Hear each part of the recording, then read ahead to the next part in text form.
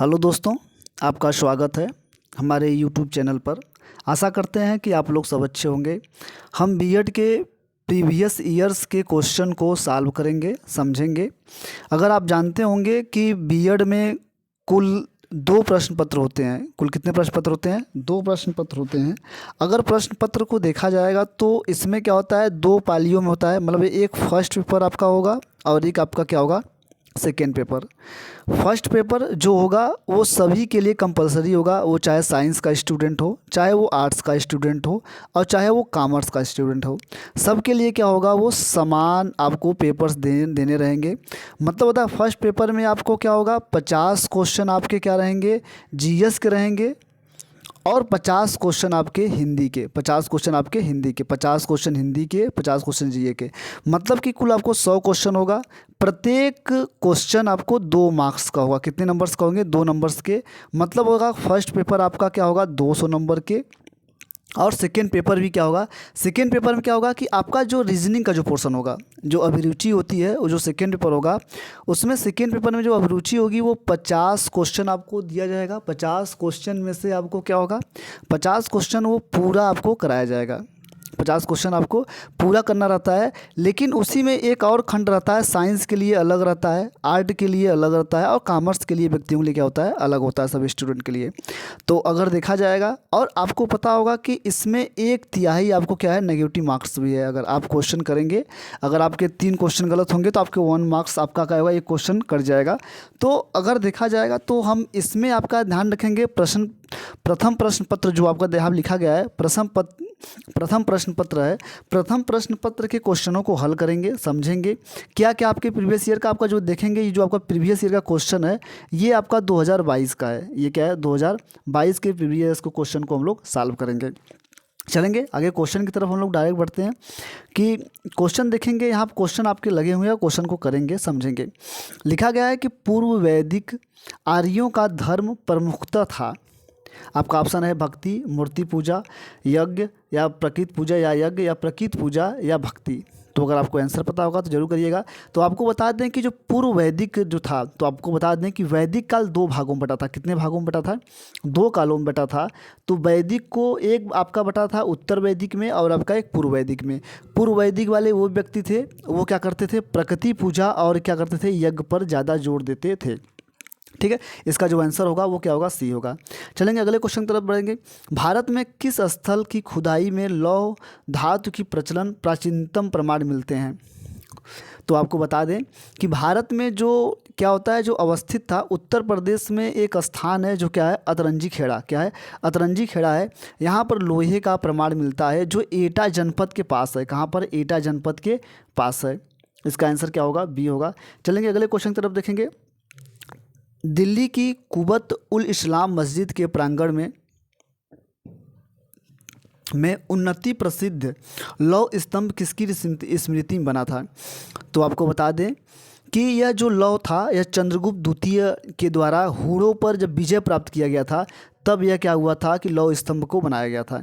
चलेंगे अगले क्वेश्चन तरफ देखेंगे। पाल वंश का संस्थापक कौन था जिसे बंगाल का आम जनता के अराजकता से मुक्ति दिलाने के लिए चुना था? तो आपको बता दें जो पाल वंश था वो क्या था, गोपाल, क्या था, गोपाल था। कौन था? गोपाल। पाल वंश का जो संस्थापक था वो गोपाल माना जाता है। गोपाल ने बंगाल के शासन के लोगों द्वारा बनाए गए, यह क्या था, जो गोपाल था ये बौद्ध धर्म का अनुयायी था। क्या था? बौद्ध धर्म का अनुयायी था। और गोपाल ने एक विश्वविद्यालय बनाया था जिस विश्वविद्यालय का नाम था ओदंतपुरी। क्या नाम था? ओदंतपुरी। ओदंतपुरी जो विश्वविद्यालय थी वह गोपाल पाल के द्वारा बनाया गया था, जो पाल वंश का संस्थापक था। चलेंगे अगले क्वेश्चन की तरफ बढ़ेंगे। अगला क्वेश्चन देखेंगे। ये आप लोग क्वेश्चन जानते होंगे, आपको क्वेश्चन इसका आंसर पता भी होना चाहिए आपको। अगर क्वेश्चन देखा जाए कि जलियांवाला बाग हत्याकांड के लिए जिम्मेदार ओ डायर को निम्न में से किसने मारा था? तो आपको पता होगा कि जलियांवाला जो बाग कांड था 13 अप्रैल 1919 को हुई थी, जिसमें जनरल डायर ने 79 व्यक्तियों पर क्या हुआ, गोली चलाई थी। और इसमें ऊधम सिंह उस समय उनकी उम्र बहुत कम थी, तो इन्होंने 1930 में जाकर के 1940 में क्या हुआ था, ऊधम सिंह ने वो जनरल डायर को मारा था। ठीक है, चलेंगे इसका जो आंसर होगा सी होगा। चलेंगे अगले क्वेश्चन की तरफ बढ़ते हैं। अगला क्वेश्चन देखेंगे, क्वेश्चन नंबर 6वां देखेंगे, किस आंदोलन को हिंदुओं और मुसलमानों दोनों का समर्थन मिला था? तो चंपारण सत्याग्रह बिल्कुल नहीं, ये बिहार में हुआ था। विभाजन विरोधी आंदोलन 1906 में हुआ था। असहयोग आंदोलन देखेंगे, ये आपका क्या हुआ था 1920 में। इसी समय 1919 में खलीफा आंदोलन चला था। और भारत छोड़ो आंदोलन देखेंगे 1942 में हुआ था, 1942 में, 19 भारत छोड़ो आंदोलन 1942 में। लेकिन इसका जो आंसर सही होगा वो क्या होगा, आंसर नंबर सी होगा, असहयोग आंदोलन। असहयोग आंदोलन क्यों सही होगा? क्योंकि ये असहयोग आंदोलन को देखा जाएगा तो इसी समय खलीफा के लिए मुसलमानों ने क्या हुआ था कि असहयोग आंदोलन के साथ गांधी जी के साथ मिलकर ये चलाई गई थी, पूरे भारत में समर्थन मिला था। चलेंगे आगे देखेंगे, माउंट एटना जिसे यूरोप का सबसे सक्रिय ज्वालामुखी माना जाता है वह निम्नलिखित में से किस देश में स्थित है?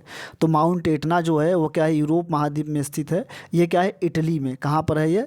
इटली में माना जाता है। यह क्या होता है, यूनेस्को के विश्व धरोहर में भी यह शामिल है।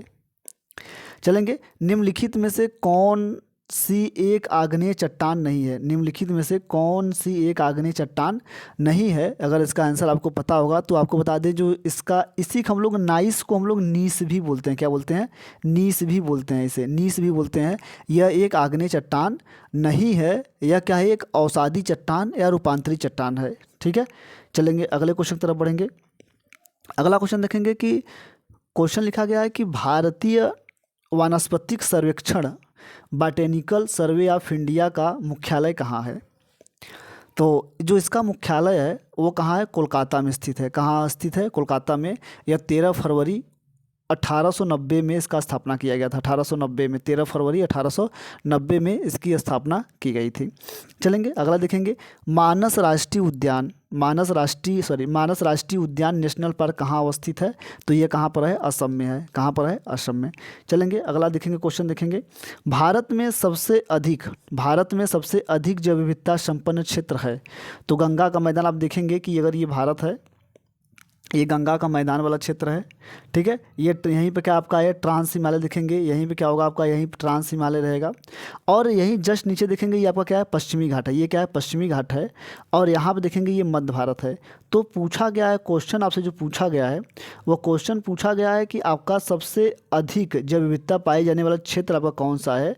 तो सबसे अधिक जैव विविधता वाला जो क्षेत्र है वो क्या है? पश्चिमी घाट है। मतलब होता है भारत का जो ये वाला हिस्सा है, ये वाला जो हिस्सा है ये पश्चिमी घाट है और ये पूर्वी घाट है। तो पश्चिमी वाला जो घाट है वो सबसे अधिक पाया जाता है।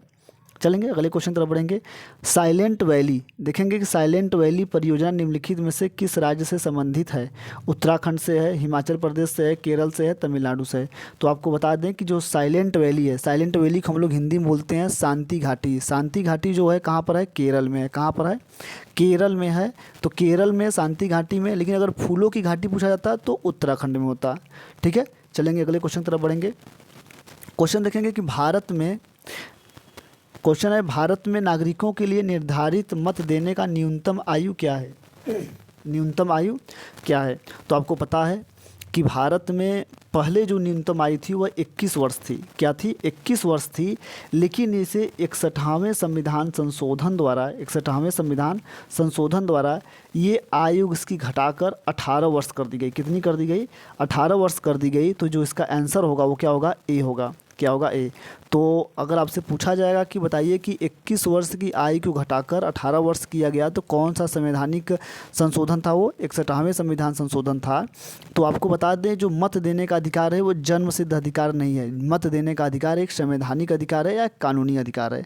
ठीक है, निम्नलिखित अगला क्वेश्चन देखेंगे, निम्नलिखित में से कौन सरकारीय आयोग का सदस्य था? तो सरकारीय आयोग ध्यान रखेंगे कि ये राज्य क्या है? राज्य और केंद्र के बीच में जो शक्तियों का संतुलन के बंटवारे के लिए क्या है, ये बनाया गया था। तो जो इसके सदस्य थे वो डॉक्टर SR सेन। कौन थे? डॉक्टर SR सेन थे। चलेंगे अगले क्वेश्चन की तरफ बढ़ेंगे। भारत में निर्वाचनों का अधीक्षण एवं निर्देशन नियंत्रण किसमें निहित होता है? भारत के सर्वोच्च न्यायालय में होता है कि भारत की संसद में होता है, भारत के निर्वाचन आयोग में होता है कि भारत के मुख्य निर्वाचन आयुक्त में होता है? तो आपको बता दें, जो इसका आंसर होगा, अगर भारत में कोई भी निर्वाचन का सर्वेक्षण या कुछ भी करना होता है वो भारत का निर्वाचन आयोग करता है। ठीक है, चलेंगे अगले क्वेश्चन की तरफ बढ़ेंगे। अभी आपको बताया गया कि निम्नलिखित में से कौन सा अंतर्राज्यीय परिषद गठन के लिए अधिकृत है? संसद है कि आपका राष्ट्रपति है कि लोकसभा का अध्यक्ष है कि प्रधानमंत्री है? तो निम्नलिखित में से जो अंतर्राज्यीय परिषद का गठन करता है वो कौन करता है? राष्ट्रपति करता है। चलेंगे अगले क्वेश्चन की तरफ बढ़ेंगे। अगला क्वेश्चन देखेंगे हम लोग। अगला क्वेश्चन देखेंगे, क्वेश्चन अच्छा है ये कि भारतीय संविधान के अनुच्छेद 1 में घोषणा की गई है कि इंडिया अर्थात भारत राज्यों का क्या होता है? संघ होता है, राज्यों का संघ होता है। ठीक है, चलेंगे अगला क्वेश्चन देखेंगे। अगले क्वेश्चन देखेंगे कि भारत में किसकी स्वीकृति के बिना कोई भी सरकारी खर्च नहीं किया जा सकता? किसके स्वीकृति बिना भारत के किसी भी सरकारी खर्च को नहीं कह सकता? तो आपको बता दें, भारत में क्या होता है कि अगर जो संसद होता है वह क्या होता है, इनके सिक्योरिटी के अलावा किसी द्वारा क्या होता है पैसा नहीं खर्च सकते हैं। ये राष्ट्रपति से वित्तीय द्वारा अनुमानित होता है, लेकिन संसद इसके समक्ष प्रस्तुत कराता है। ठीक है, चलेंगे अगले क्वेश्चन की तरफ देखेंगे। गरीबी हटाओ का आह्वान किस पंचवर्षीय योजना में किया गया था? तो आपको बता दें कि गरीबी हटाओ जो पंचवर्षीय योजना चली थी वह 5वीं पंचवर्षीय योजना कब थी? 5वीं पंचवर्षीय योजना 1974 से 79 तक 79। ठीक है, 74 से 79 तक आपका ये चला था पंचवर्षीय योजना। गरीबी हटाओ नारा का दिया गया था, जो जनता पार्टी के स्थान पर थी। ठीक है, चलेंगे अगले क्वेश्चन की तरफ देखेंगे। अगला क्वेश्चन है कि कृषि एवं ग्रामीण विकास क्रियाओं का सभी प्रकार के साख में से होता है पैसा, आवश्यकताओं की पूर्ति करने वाला एकमात्र संस्था है। तो नाबार्ड एक ऐसी संस्था है जो कृषि और ग्रामीण विकास की क्रियाओं के लिए समर्थन करती है और उसके निर्माण के लिए बात करती है। तो अगर पूछा जाए नाबार्ड की जो स्थापना है, आपसे पूछा जाएगा कि नाबार्ड की जो स्थापना है, ये क्वेश्चन पूछता है। तो नाबार्ड की स्थापना 12 जुलाई 1982 में कब हुई थी? 1982 में इसकी स्थापना हुई थी। ठीक है, चलेंगे अगले क्वेश्चन देखेंगे कि निम्नलिखित में से कौन सा कर केंद्र सरकार नहीं लगाती? तो मनोरंजन कर क्या करती है? सरकार नहीं लगाती है। चलेंगे अगले क्वेश्चन की तरफ बढ़ेंगे। अगला क्वेश्चन देखेंगे कि भारत में रुपये का अवमूल्यन पहली बार किस वर्ष किया गया था? तो भारत में पहली बार जो अवमूल्यन किया गया था वह 1949 में किया गया था, मुद्रा का अवमूल्यन। ठीक है, चलेंगे अगले क्वेश्चन देखेंगे। कार्बन टैक्स लगाने वाला विश्व का प्रथम देश कौन है? तो कौन है? न्यूजीलैंड है। ठीक है, अगला क्वेश्चन देखेंगे कि उत्तर प्रदेश की प्रथम महिला मुख्यमंत्री आपको पता होगा कि सुरुचिता कौन थी? कृपलानी। सुरुचिता कृपलानी भारत की उत्तर प्रदेश की पहली मुख्यमंत्री थी। चलेंगे अगला क्वेश्चन देखेंगे। अगला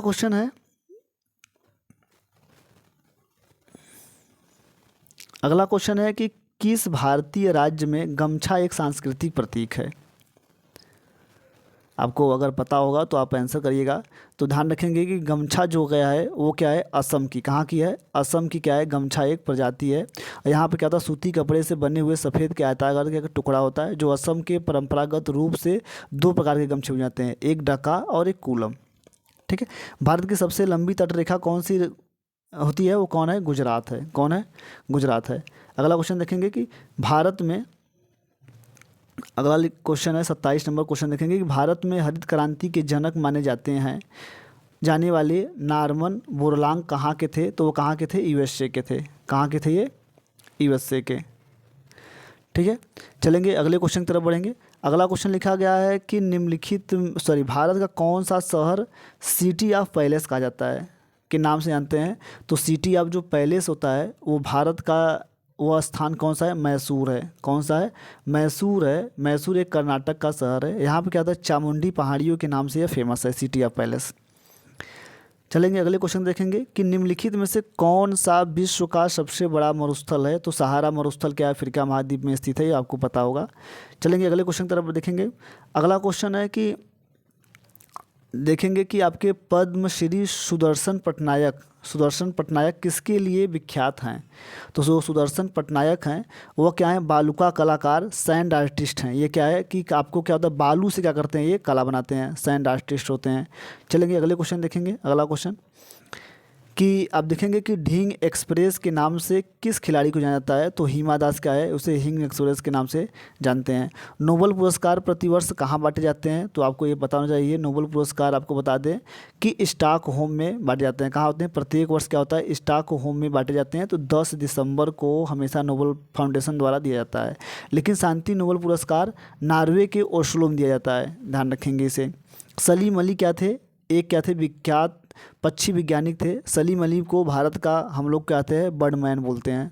भारत के बर्डमैन को हम लोग सलीम अली को बोलते हैं। ज्ञानपीठ पुरस्कार देखेंगे, ज्ञानपीठ पुरस्कार किस क्षेत्र में दिया जाता है। ज्ञानपीठ पुरस्कार वो साहित्य में दिया जाता है। तो ये साहित्य की सबसे बड़ी क्या है, पुरस्कार है।